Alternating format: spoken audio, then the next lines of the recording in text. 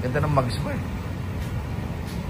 Yun, good afternoon everyone. And welcome back for another video. Konting walk around tayo, sir. This is a 2017 na 4x2 na V variant. Ganda ng mags, sir. Nakatigi siya ng this is a size 18 bronze. Ganda. Ngayon ako nakakita ng well anyway 18 pala to, so nilagyan niya ng all-terrain tires. Dapat. And since this is a 2017, naka drum brake pa. Anyway, kaya natin chinek yan dahil yung bracket nito ang papakita ko sa inyo, guys. Yan. Kakabit pala tayo rito ng grab handle. Alright. So ito yung kakabit natin sa kanya.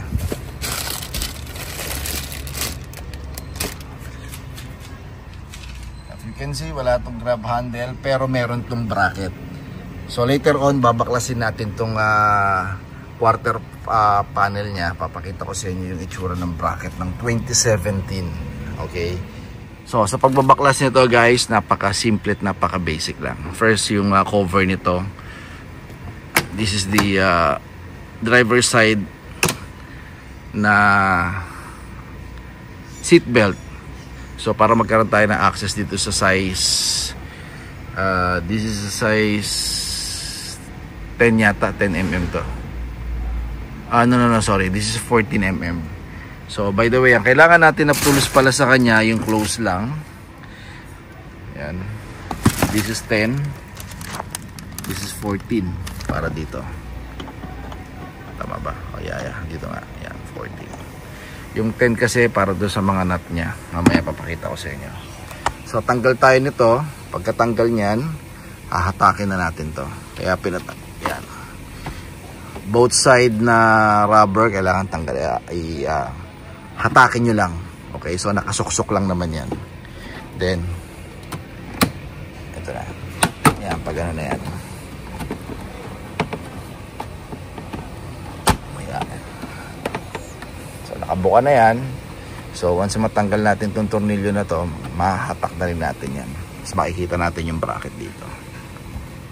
So as you can see, natanggal na natin. Yan, hatak lang dito. Yan. So ito yung bracket na sinasabi ko sa inyo. Yan. So papakita ko sa screen, guys, yung mga 2019 pataas naman na walang ganito, asing bakante yan, tanggal yan. Diyan papasok ngayon yung bracket na binebenta natin na stainless steel. Napapakita ko din sa inyo sa screen yung itsura ng bracket natin. For some reason, 2019 hanggang 2025 model na Fortuner, kahit na anong variant, tinanggal talaga yan. Okay. So, ito na yung ikakabit natin sa kanya. Papansin niyo may butas, di ba? Yan. Ito yung stock niya. Walang butas. So, dyan ngayon lulusot.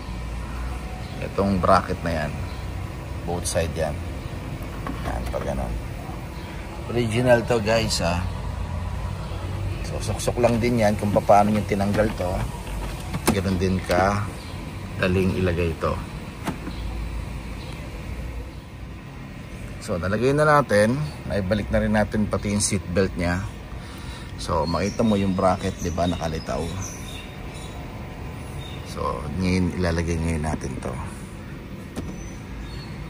Then yung tornilyong ginamit natin at gagamitin natin sa kanya, original din, sir, OEM din yan. Yan. Then syempre yung cover 1, 2, original din. Ito po yan. Okay, isa.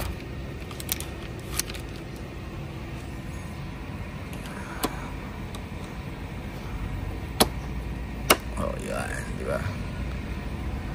Kunin natin ito isa. Yan, o.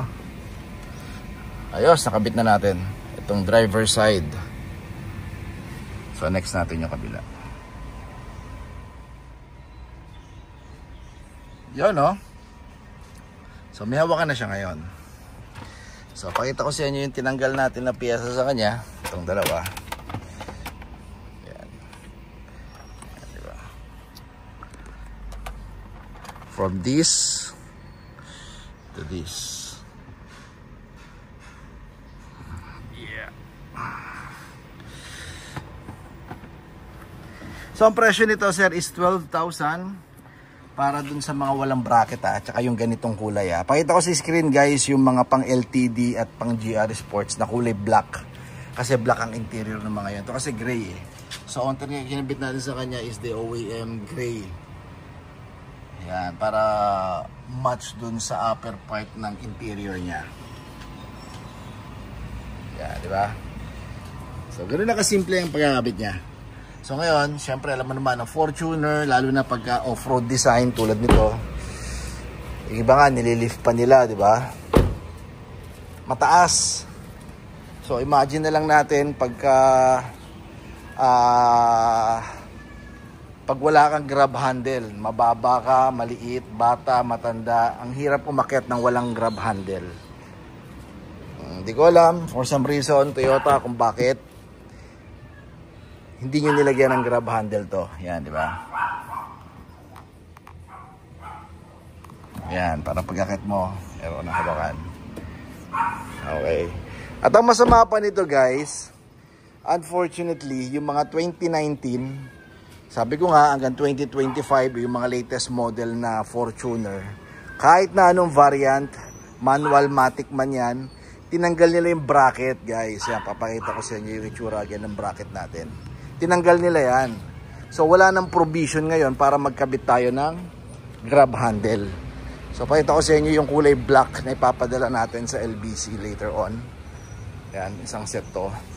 So kumuha din si sir ng bracket. Ito yung black color. May bracket na kasama to. Yan. Original yan. Isang set yan. Kasama yung OEM na tornilyo. So di ba nakakalungkot? Bakit tinanggal pa kasi nila? So ngayon meron tayong nagawa natin ng paraan, nakapag-produce tayo at nakapag-customize tayo ng bracket, which is stainless ang gagamitin natin or ginagamit para iwe-welding. Okay, thick weld ang ginagamit naman doon para medyo malinis. Anyway, matatakpan naman siya. Ang purpose lang talaga, yung kakabitan lang talaga nung tornilyo para doon sa handle. Alright, so thank you kay sir from Quezon City pa yata si sir. So in-order niya to in advance. Medyo hindi ngayon lang natin naikabit, pero last 2 weeks o 3 weeks ago pa dumating itong piyesa ni sir. Okay, again 12,000. Then para dun sa black color naman is 15,000. Ganda weather Hindi mainit pero hindi umuulan. Follow guys. May stock tayo ng black pero yung gray wala na tayong stock. Meron pa yata. Meron pa tayong gray. Yes, may gray pa tayo. So follow us sa ating social media account. Unahin ko na yung ating Facebook page, Philippine Plug sa Dulo, guys, TRD Parts, yung may Philippine Plug sa Dulo. Then the TikTok and YouTube channel natin, ganun din, TRD Parts, yung may Philippine Plug sa Dulo. Kaya hindi kayo malilito. Viber natin and cellphone number nasa upper right ng yung mga screen, 0917-888-1133. Once again, TRD Mike, the nagsasabi, don't settle for anything less. Toyota is still the best. Yes. Keep safe everyone. Bye-bye.